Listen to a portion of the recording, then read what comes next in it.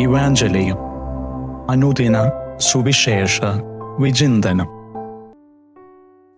യേശുക്രിസ്തുവിൽ ഏറ്റവും സ്നേഹം നിറഞ്ഞവരെ, ജൂൺ 11 ബുധനാഴ്ച തിരുസഭാ മാതാവ് നമുക്ക് വിചിന്തനത്തിനായി തരുന്ന സുവിശേഷ ഭാഗം മത്തായിയുടെ സുവിശേഷം 10 7 മുതൽ 13 വരെയുള്ള തിരുവചനങ്ങളാണ്.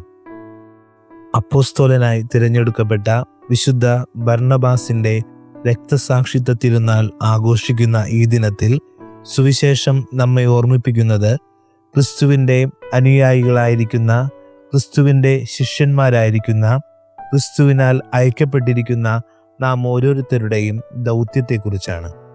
ദൈവത്തിൻ്റെ അനന്തമായ സ്നേഹത്തിലൂടെ നമുക്ക് ദാനമായി നൽകിയ അംഗീകാരമാണ്, പദവിയാണ്, മുദ്രണമാണ് ക്രിസ്തു ശിഷ്യൻ എന്നുള്ള ഈ തിരഞ്ഞെടുപ്പ്.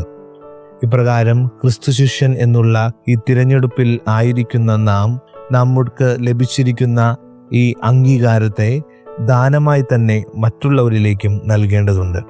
ഇതാണ് സുവിശേഷത്തിലെ യേശുനാഥൻ ഇപ്രകാരം പറയുക: രോഗികളെ സുഖപ്പെടുത്തുകയും മരിച്ചവരെ ഉയർപ്പിക്കുകയും കുഷ്ഠരോഗികളെ ശുദ്ധരാക്കുകയും പിശാചുക്കളെ ബഹിഷ്കരിക്കുകയും ചെയ്യുവിൻ. ദാനമായി നിങ്ങൾക്ക് കിട്ടി, ദാനമായി തന്നെ അവർക്ക് കൊടുക്കുവിനെന്ന്. അങ്ങനെ ഇപ്രകാരം കഷ്ടപ്പാടുകളിലും പ്രയാസങ്ങളിലും കഴിയുന്നവർക്ക് സഹായമായും കൈത്താങ്ങായും ആശ്വാസമായും നമ്മുടെ ജീവിതം കൊണ്ട് മാറണം, ജീവിതം കൊണ്ട് സാധിക്കണം എന്നുള്ള ഈ ദൗത്യം നമ്മെ സുവിശേഷം പ്രത്യേകമായിട്ട് ഓർമ്മപ്പെടുത്തുന്നുണ്ട്. ഈ ദൗത്യത്തിൻ്റെ സവിശേഷത ആവശ്യക്കാരിലേക്കും കഷ്ടതകളിലേക്കും നാം ഓരോരുത്തരും എത്തിച്ചേരണം എന്നുള്ളതാണ്. രോഗികളോട് രോഗശാന്തിയുടെയും ആശ്വാസത്തിൻ്റെയും ഔഷധവുമായി നാം കടന്നു ചെല്ലണം, അവരെ സമീപിക്കണം, അവർക്ക് ആശ്വാസമായി തീരണം.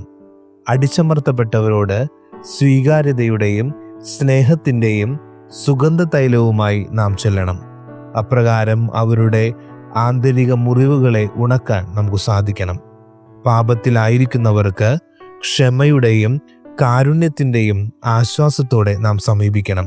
അപ്രകാരം ദൈവത്തിൻ്റെ സ്നേഹവും പരിപാലനയും സംരക്ഷണവും നമ്മിലൂടെ, നമ്മുടെ പ്രവൃത്തികളിലൂടെ, നമ്മുടെ വാക്കുകളിലൂടെ, നമ്മുടെ സാമീപ്യങ്ങളിലൂടെ ദാനമായിട്ട് നൽകാനുള്ള ആ ദൗത്യം നമ്മെ ഓർമ്മപ്പെടുത്തുന്നു. ഈ ദിനം വിശുദ്ധ ബർന്നബാസിൻ്റെ തിരുനാൾ ആഘോഷിക്കുമ്പോൾ വിശുദ്ധൻ്റെ ജീവിതവും നമ്മെ ഓർമ്മപ്പെടുത്തുന്നത്, നമുക്ക് മാതൃകയാകുന്നത് ഈശോനാഥൻ നൽകിയ ഈ ദൗത്യം എപ്രകാരം തൻ്റെ ജീവിതത്തിലൂടെ പ്രാവർത്തികമാക്കി എന്നുള്ളതാണ്. ബർന്നബാസ് എന്ന പേരിൻ്റെ അർത്ഥം തന്നെ പ്രോത്സാഹനത്തിൻ്റെ മകൻ എന്നാണ്. തൻ്റെ പേരിന് അനുസൃതമായി അപ്പോസ്തലൻ ആദിമസഭയ്ക്ക് പ്രോത്സാഹനത്തിൻ്റെയും ആശ്വാസത്തിൻ്റെയും അത്ഭുതകരമായ ഉപകരണമായി മാറി. ഒരു ക്രിസ്തു ശിഷ്യൻ എന്ന നിലയിൽ നമ്മുടെ ജീവിതത്തിൽ ഈ ഗുണങ്ങൾ സ്വീകരിക്കാൻ ഈ ദിവസത്തിൻ്റെ സുവിശേഷവും വിശുദ്ധനും നമ്മെ ക്ഷണിക്കുന്നുണ്ട്. ആളുകളുടെ ജീവിതത്തിലെ അടിയന്തരമായ സാഹചര്യങ്ങളിൽ അവർക്ക് പ്രോത്സാഹനത്തിൻ്റെ ഉറവിടമാകാനും അപ്രകാരം പ്രോത്സാഹനത്തിലൂടെ ദൈവത്തിൻ്റെ യഥാർത്ഥ സ്നേഹം വെളിപ്പെടുത്തുവാനും നമുക്ക് സാധിക്കേണ്ടതായിട്ടുണ്ട്. ജീവിതത്തിൽ ആളുകൾ പ്രശ്നങ്ങൾ, പ്രതിസന്ധികൾ, ബുദ്ധിമുട്ടുകൾ എന്നിവ നേരിടുമ്പോൾ ആശ്വാസം പകരാൻ കഴിയുന്ന ഒരു വ്യക്തിയായി തീരാൻ എനിക്ക് സാധിക്കുന്നുണ്ടോ? ജീവിതത്തിൽ നിരാശയുടെയും ദുഃഖത്തിൻ്റെയും താഴ്വരകളിലൂടെ ആളുകൾ കടന്നു പോകുമ്പോൾ ഒരു പ്രോത്സാഹനമാകാൻ കഴിയുന്ന വ്യക്തിയാകാൻ എനിക്ക് സാധിക്കുന്നുണ്ടോ?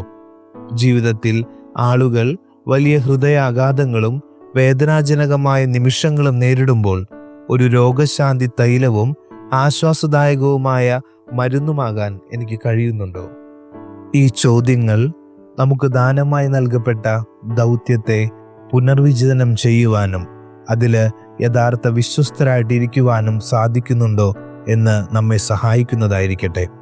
ദൈവം ആഗ്രഹിക്കുന്ന യഥാർത്ഥ ശിഷ്യത്വം മറ്റുള്ളവർക്ക് ആശ്വാസമാകുക എന്നുള്ളതും നമ്മുടെ പ്രവൃത്തികളും നമ്മുടെ ചിന്തകളും മറ്റുള്ളവർക്ക് കരുതലും സ്നേഹവും ഒപ്പം ദൈവത്തെ തന്നെ വെളിപ്പെടുത്തുന്നതുമായിട്ട് തീരുന്നതുമായിരിക്കണം എന്ന് തിരിച്ചറിയേണ്ടിയിരിക്കുന്നു. ആയതിനാൽ ഈ സുവിശേഷം നമ്മെ ജ്വലിപ്പിക്കുന്നതായിരിക്കട്ടെ. ദൈവത്തിൻ്റെ ദാനമായി തിരഞ്ഞെടുക്കപ്പെട്ട ഈ പദവി അതിൻ്റെ വിശ്വസ്തയോടെ ക്രിസ്തുശിഷ്യൻ എന്ന യഥാർത്ഥ മഹത്വത്തിൻ്റെ പദവി അതിൻ്റെ പൂർണ്ണതയോടെ നിർവഹിക്കാൻ നമ്മെ അനുഗ്രഹിക്കുന്നതാകട്ടെ. വിശുദ്ധ ബർണ്ണബാസിൻ്റെ മാധ്യസ്ഥവും തേടി നമ്മുടെ ജീവിതം വചനപൂരിതമാകുവാനും അപ്രകാരം സ്വർഗരാജ്യത്തിൻ്റെ ദൈവത്തിൻ്റെ സുഗന്ധം നമ്മിലൂടെ പരത്തുവാനുമുള്ള മധ്യസ്ഥത്തിനായിട്ടും നമുക്ക് പ്രാർത്ഥിക്കാം. ദൈവം എല്ലാവരെയും അനുഗ്രഹിക്കട്ടെ. ആമേൻ.